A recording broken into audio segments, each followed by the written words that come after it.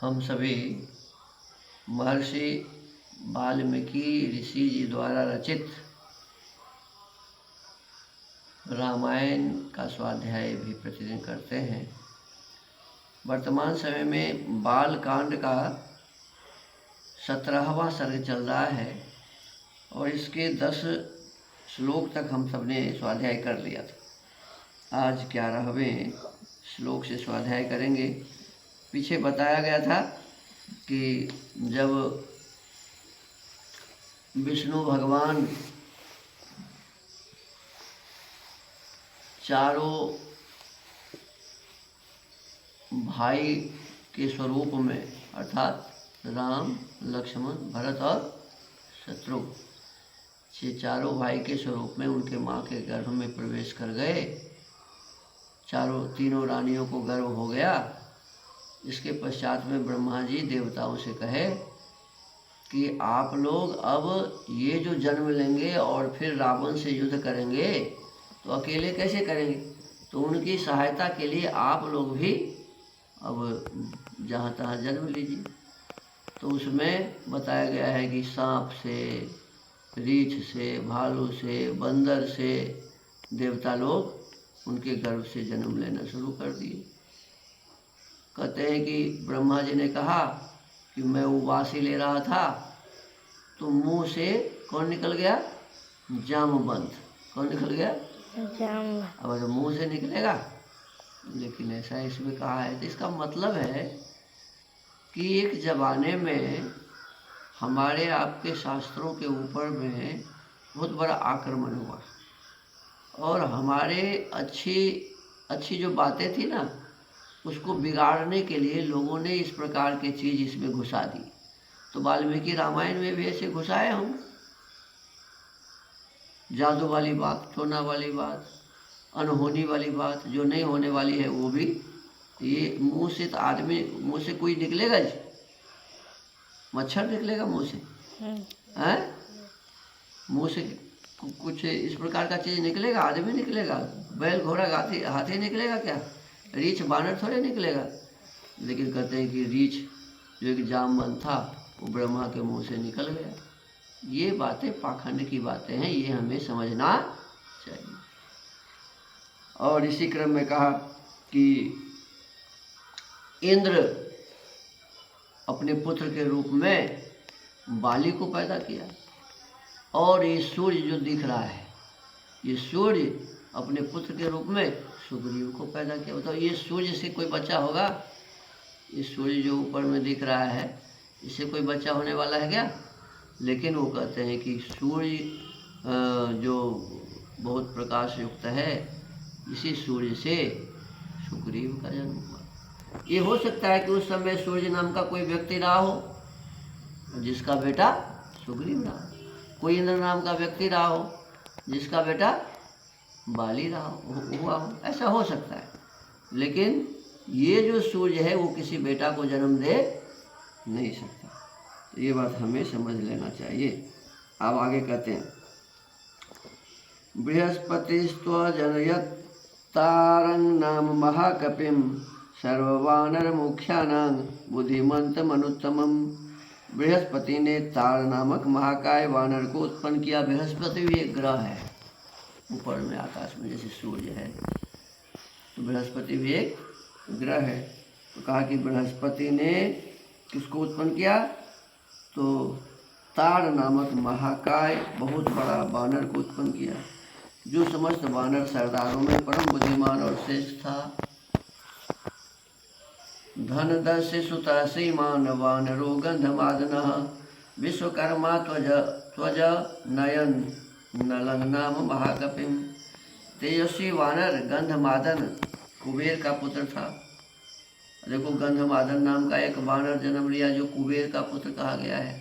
कुबेर जो धन के मालिक होते हैं। विश्वकर्मा ने नल नामक महान वानर को जन्म किया। विश्वकर्मा एक कोई थे। विश्वकर्मा तो वैसे ईश्वर का भी नाम है, ईश्वर का ही नाम है विश्वकर्मा, विश्व को बनाने वाला। आदमी कोई बनाएगा क्या विश्व को? तो ईश्वर को विश्वकर्मा कहते हैं। तो कहते हैं विश्वकर्मा ने नल नामक महान वानरों को जन्म दिया। नल नील इंजीनियर थे, पुल उन्होंने बनाया था। ये जो गंगा सागर से लेकर के जो वहाँ लंका तक पुल है, अभी भी बना हुआ है, तो वो यही लोग बनाए थे। तो कहते हैं कि उस नल को विश्वकर्मा ने बनाया। पावक शिशुता श्रीमान नीलोग्नि सदिश प्रभा तेजसा यशसा वीर्या दैत्यरिच्यत वीर्यवान।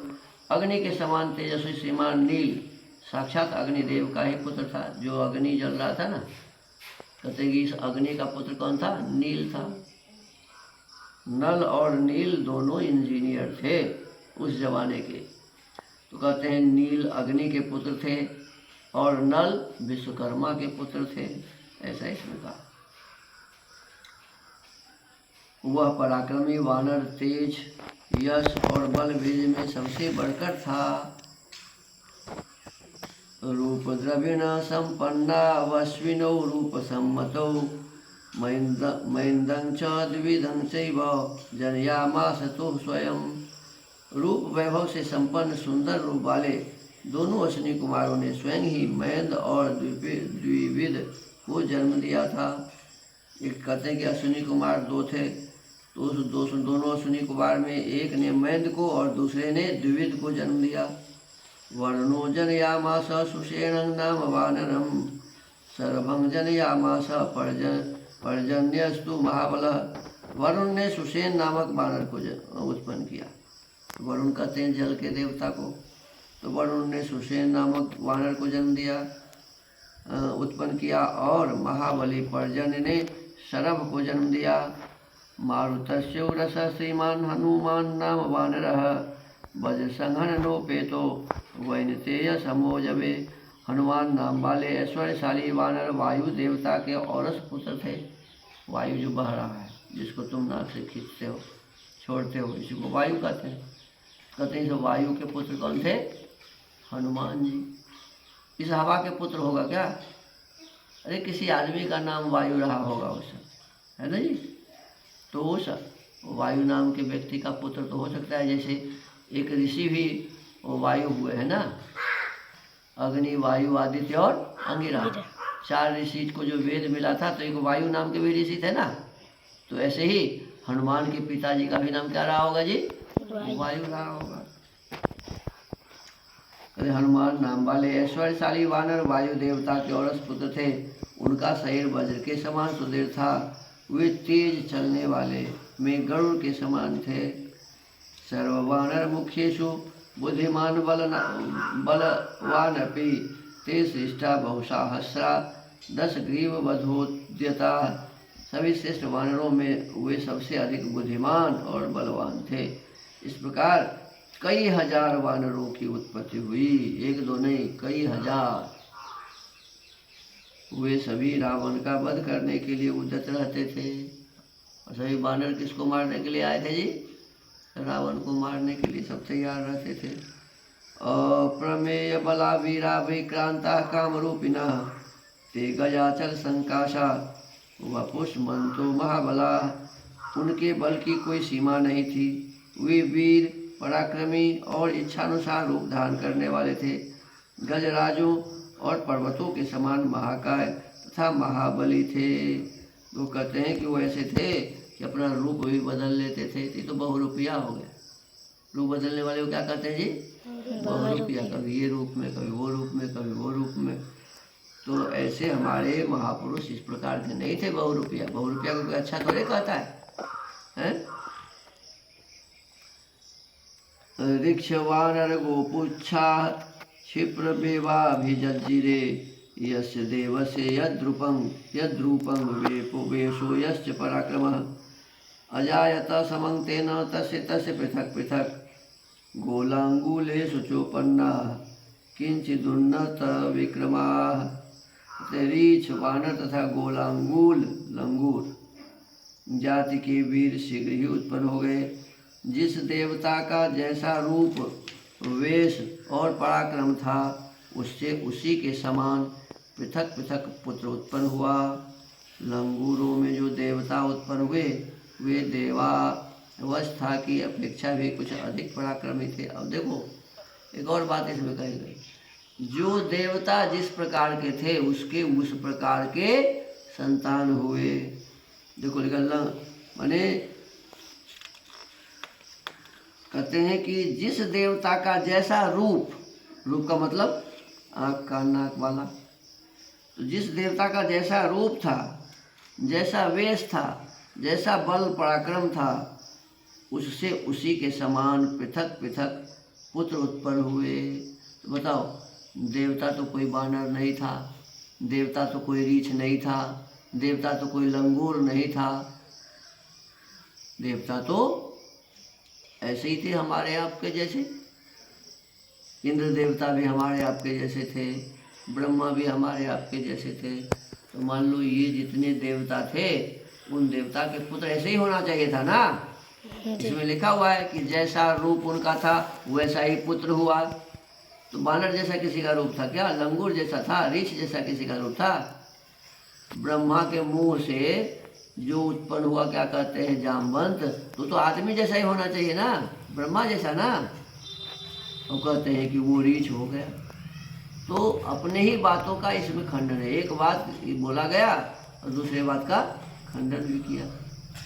बानर भी बना दिया, रीछ भी बना दिया, फिर कहा कि नहीं, देवता का जैसा स्वरूप था वो वैसा स्वरूप वाला हुआ। सही बात यह है कि उस जमाने में जंगल में रहने वाले जो लोग थे ना, उसी का नाम वानर था। वानर, वानर माने वन में रहने वाला नर, नर माने आदमी, नर माने तो जो मनुष्य जंगल में रहते थे उसी का नाम वानर था।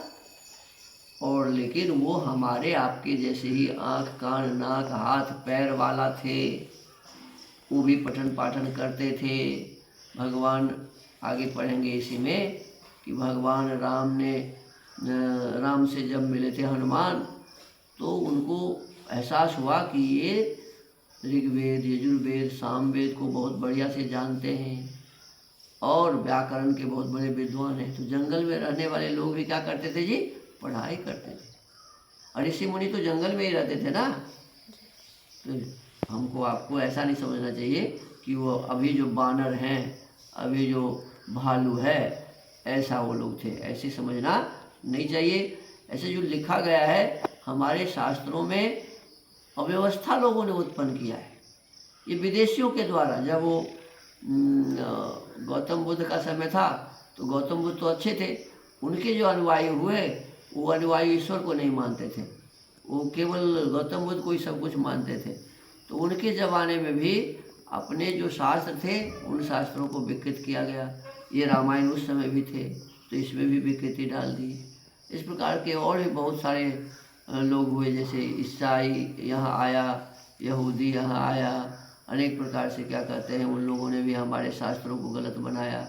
मुसलमानों के समय में मुसलमान लोग इसे गलत बनाए, बाद में अंग्रेज आया, अंग्रेज ने इसे गलत बनाया। तो हमारे आपके शास्त्रों को गलत बनाने वाले बहुत बड़े काफिला था और बहुत लंबे समय से इसे गलत बनाया जा रहा है।